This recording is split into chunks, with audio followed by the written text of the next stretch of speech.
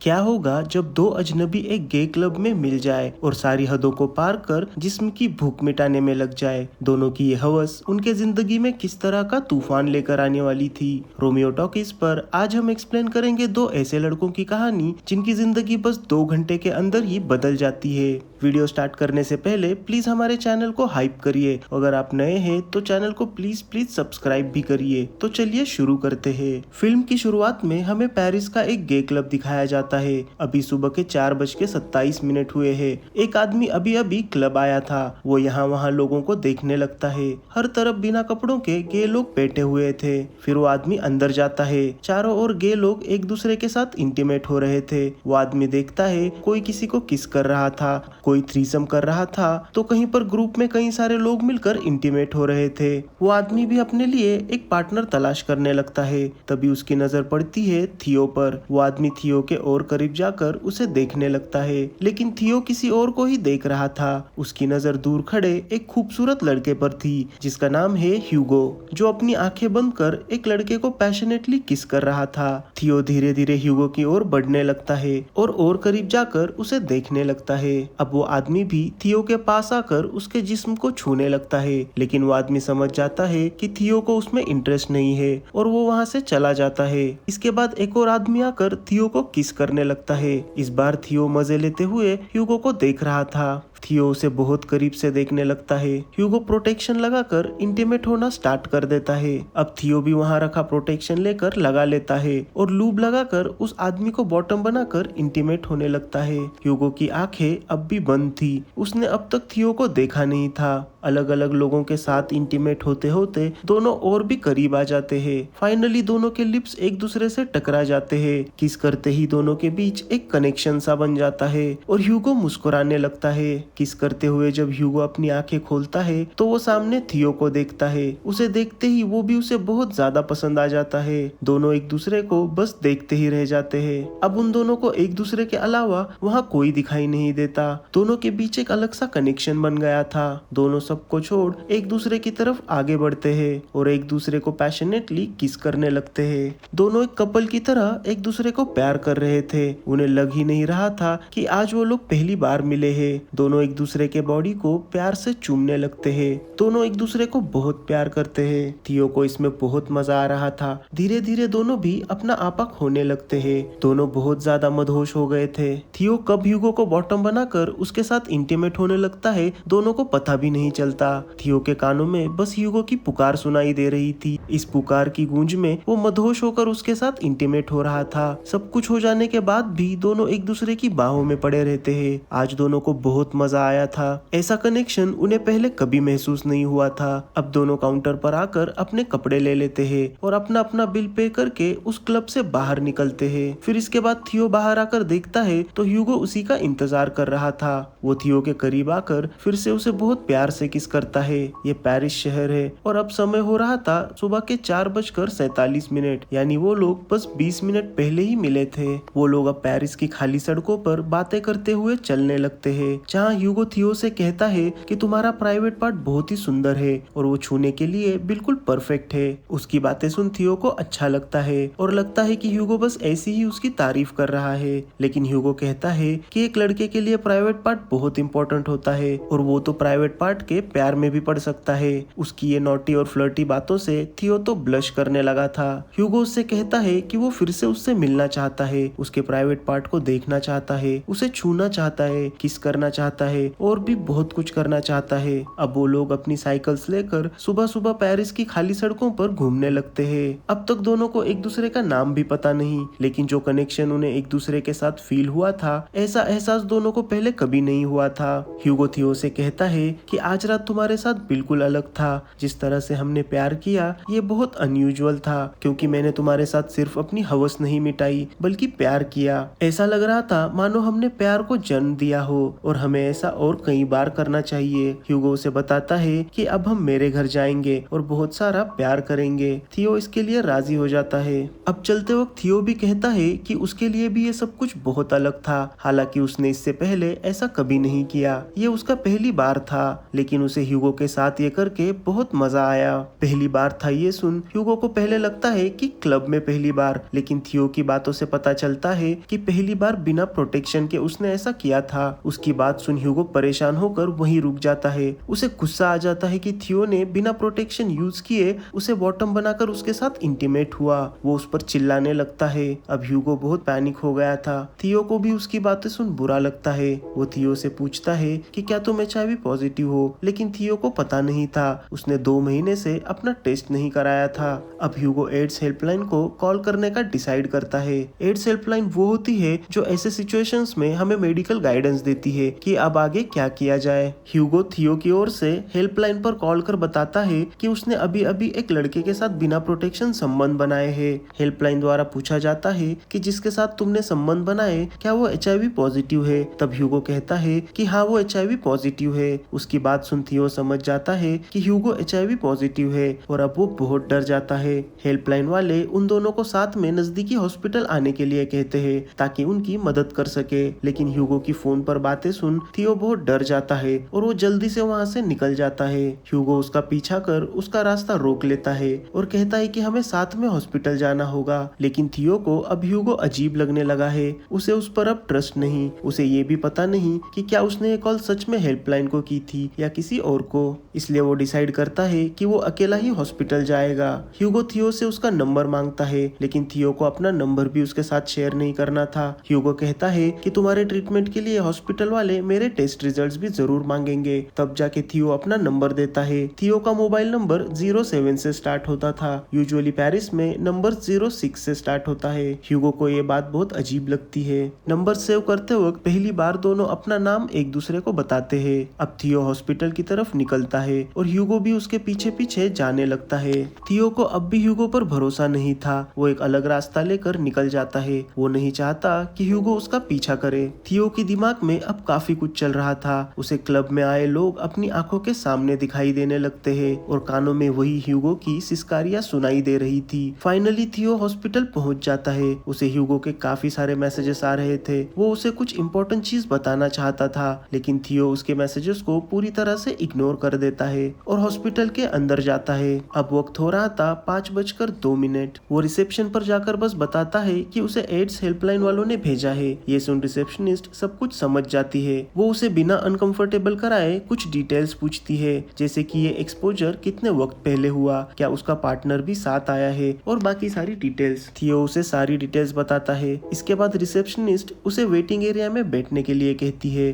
थियो emergency ward के waiting room में आकर देखता है तो वहाँ कुछ लोग और भी थे। कोई जख्मी हालत में वहाँ आया था तो कोई अपने बच्चे को लेकर वहाँ था। साथ ही साथ एक बूढ़ा आदमी भी वहाँ बैठा था। ह्यूगो के मैसेजेस अब भी उसे आ रहे थे। तभी वो बूढ़ा आकर उसे बताता है कि यहाँ पर फोन यूज करना अलाउड नहीं है। तभी थियो अपना फोन देखता है तो ह्यूगो का मैसेज आया था कि वो भी हॉस्पिटल पहुंच गया है। वो उठकर पीछे मुड़कर देखता है तो ह्यूगो वहाँ सचमुच आ गया था। वो थियो को बताता है कि मैं बस ये बताने के लिए आया हूँ कि ट्रीटमेंट से पहले तुम्हें डॉक्टर को ये बताना होगा कि जिस HIV पॉजिटिव लड़के के साथ तुमने संबंध बनाए वो रेगुलरली अपना ट्रीटमेंट लेता है और उसका वायरल लोड अनडिटेक्टेबल है। थियो पूछता है कि इससे क्या फर्क पड़ता है। ह्यूगो कहता है कि तुम बस डॉक्टर से ये कह देना, वो लोग समझ जाएंगे। इसके बाद वो थियो के करीब आकर प्यार से उससे कहता है मैं सच में तुम्हारे साथ आना चाहता था ताकि इस वक्त तुम्हें अकेलापन महसूस ना हो, लेकिन अगर तुम सच में चाहते हो तो मैं यहाँ से चला जाऊंगा। इस पर थियो कहता है कि मुझे पता नहीं कि इस वक्त मैं क्या चाहता हूँ।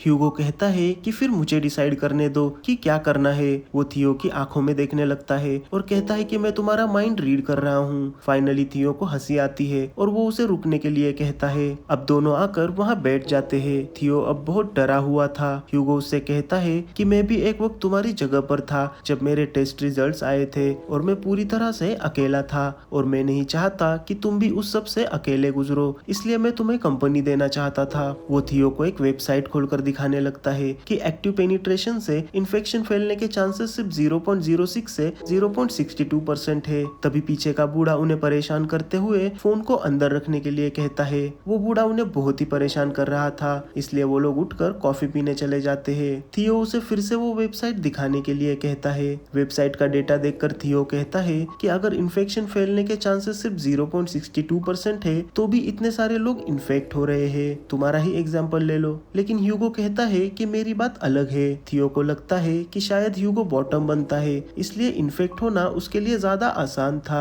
लेकिन ह्यूगो कहता है कि मेरे और तुम्हारे इन्फेक्ट होने में बहुत फर्क है, मैं अपनी ट्रीटमेंट ले रहा हूँ, मेरा वायरल लोड अनडिटेक्टेबल है, इसलिए तुम्हारे इन्फेक्ट होने के चांसेस बहुत कम है। फिर वो थियो को एक कोने में लेकर अपनी कहानी बताता है। वो बताता है कि जब वो 18 साल का था, वो गे लोगों के बारे में कुछ नहीं जानता था। उसे बस एक जगह पता थी जहाँ लोग इंटीमेट होते थे। वो था हाईवे पर बना एक टॉयलेट। वो एक दिन अपनी माँ की कार लेकर वहाँ गया और किसी रैंडम आदमी के साथ इंटीमेट हुआ। और जो लोग वहाँ आते थे वो बहुत अजीब लोग थे। उन्हें ये तक पता नहीं होता था कि प्रोटेक्शन क्या चीज होती है। वो बताता है कि अगर तुम वहाँ किसी से कह दो कि तुम गे हो तो वो लोग तुम्हें पीटने लग जाते हैं। ना तो उन लोगों को HIV के बारे में जानकारी है और ना ही किसी ट्रीटमेंट के बारे में पता है, और उन लोगों से किसी को भी इन्फेक्शन होना बहुत आसान है। थियो उससे पूछता है कि क्या वो तुम्हारा पहली बार था, जिस पर ह्यूगो हाँ कहता है। थियो समझ जाता है यानी एक बार भी बिना प्रोटेक्शन करने से तुम इन्फेक्ट हो सकते हो। वो और ज्यादा डर जाता है। उसे डरा हुआ देख ह्यूगो उसे गले लगाता है और कंफर्ट करने लगता है। थियो को अब लगने लग गया था कि उसने बहुत बड़ी गलती कर दी है, लेकिन ह्यूगो उसे इमोशनली बहुत ज्यादा सपोर्ट करता है। फिर वो लोग फिर से अंदर जाते हैं। तब तक उनका नंबर आ गया था।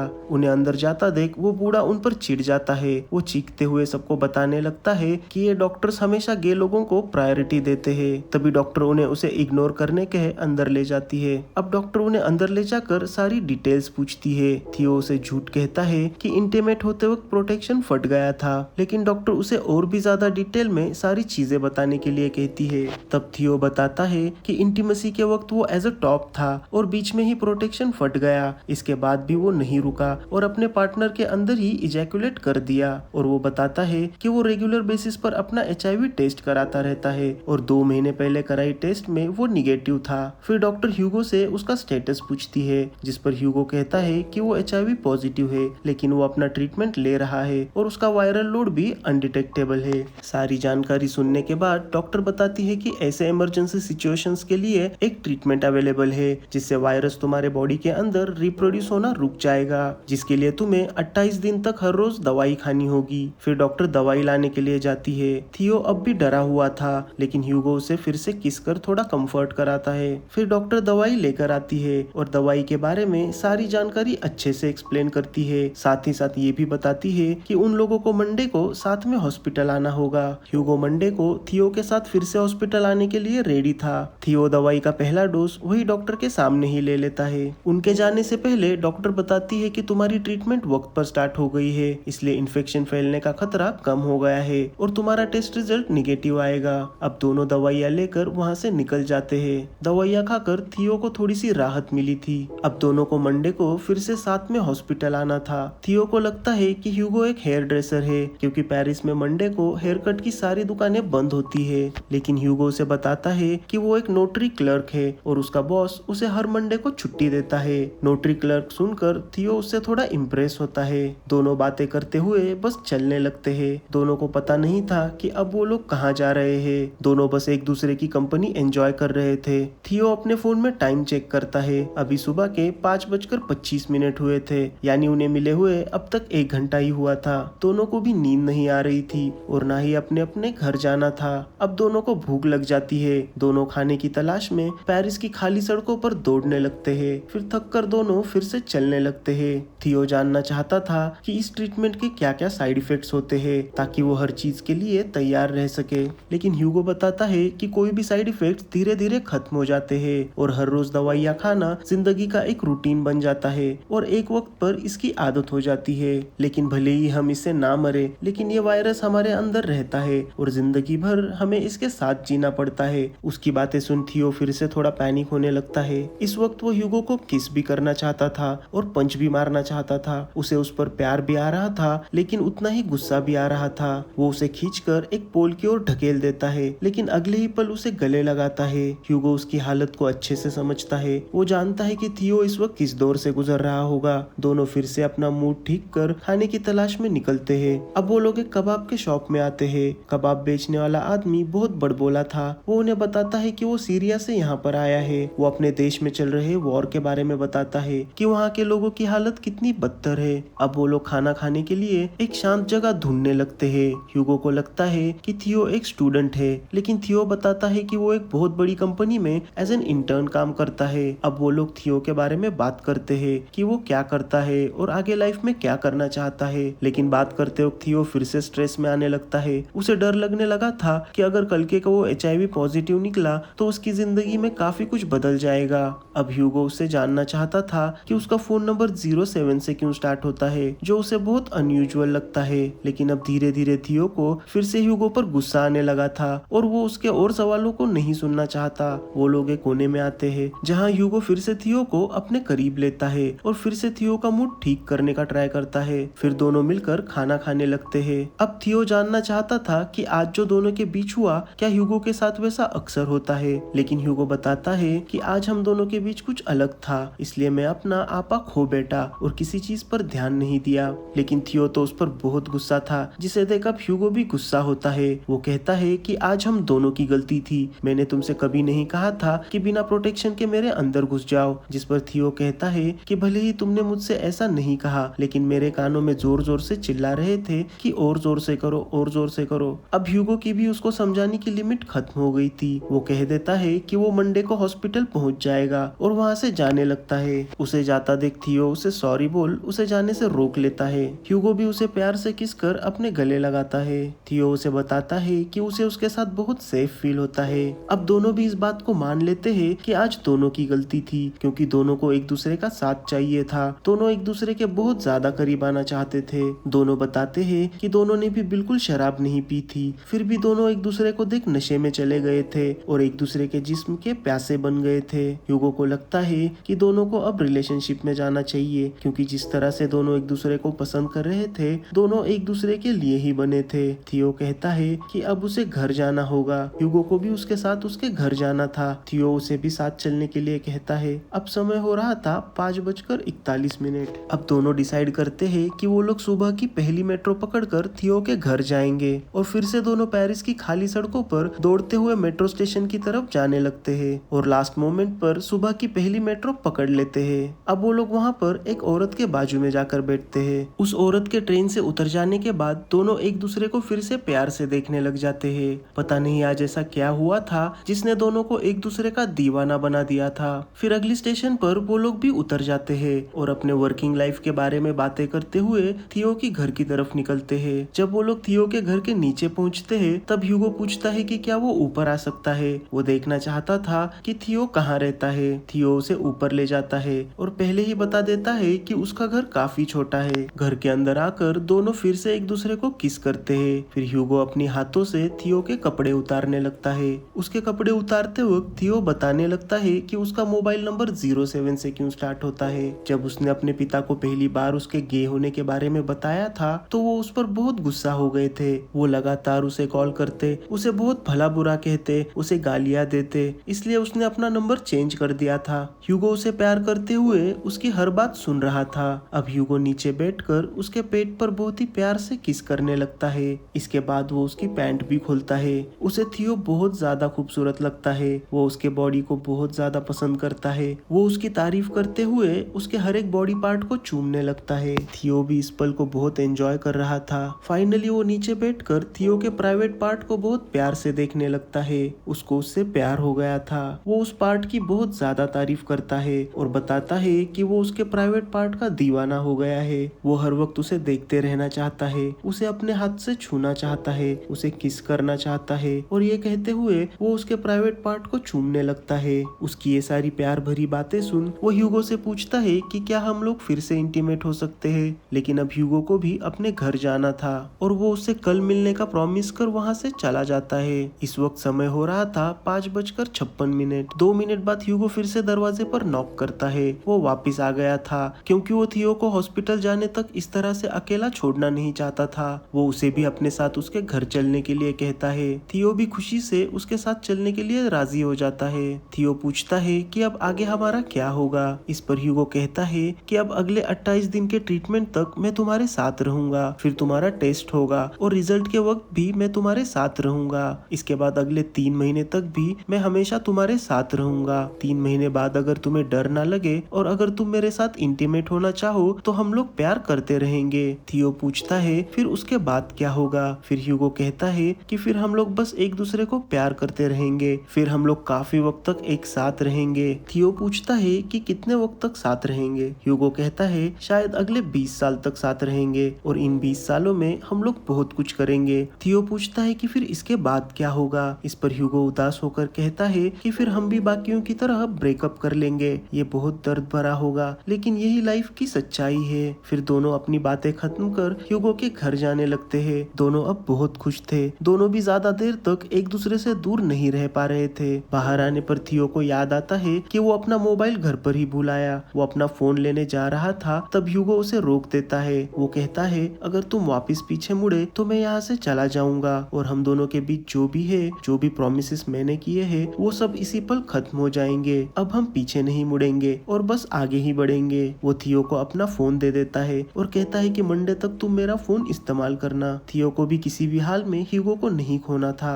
वो खुशी खुशी इस बात के लिए मान जाता है। फिर दोनों मिलकर एक साथ टाइम देखते हैं। उस वक्त करेक्ट 6 बज रहे थे। ह्यूगो कहता है यही वो समय है जब हमारी कहानी स्टार्ट हुई है और दोनों खुशी से दौड़ते हुए वहाँ से चले जाते हैं। दोनों की प्रेम कहानी अब शुरू हो गई थी। थियो और ह्यूगो की कहानी शुरू तो हवस से हुई थी लेकिन अगले 1.5 घंटे में जो वक्त उन्होंने साथ बिताया था, जिस तरह से एक दूसरे का साथ दिया था, 1.5 घंटे के अंदर ही दोनों ने अलग अलग इमोशंस जैसे कि हवस, प्यार, डर, पछतावा, इन सब को महसूस किया था। इतना कुछ महसूस करने के बावजूद भी दोनों के दिल एक दूसरे के साथ जुड़े हुए थे। दोनों के बीच अब बस हवस या अट्रैक्शन नहीं था। दोनों इस चीज से आगे बढ़कर एक दूसरे के प्यार को महसूस कर पा रहे थे। शायद इसी को सोलमेट्स कहते हैं। और इसी के साथ ये फिल्म यही खत्म होती है। दोस्तों, इस फिल्म में दिखाई गई कई सारी चीजें मुझे अच्छी लगी, जैसे कि वहाँ की मेडिकल फैसिलिटी। अगर गलती से कभी कोई इंसान HIV पॉजिटिव पर्सन के साथ संबंध बना लेता है तो उसे HIV से बचाने के लिए वहाँ की सिस्टम 24 घंटे एक्टिव होती है। जिस तरह से पेशेंट्स को बिना अनकंफर्टेबल कराए वहाँ के डॉक्टर्स पेशेंट की ट्रीटमेंट करते हैं, दवाइयों की जानकारी देते हैं, वो वाकई तारीफ के काबिल है। तो आपको ह्यूगो और थियो की कहानी कैसे लगी और इस फिल्म की कौन सी चीज सबसे अच्छी लगी, हमें कमेंट करके जरूर बताएं। वीडियो को शेयर करें, चैनल को सब्सक्राइब करें और हमेशा सेफ सेक्स करिए। और ऐसी ही अनोखी कहानियां सुनने के लिए देखते रहिए रोमियो टॉकीज।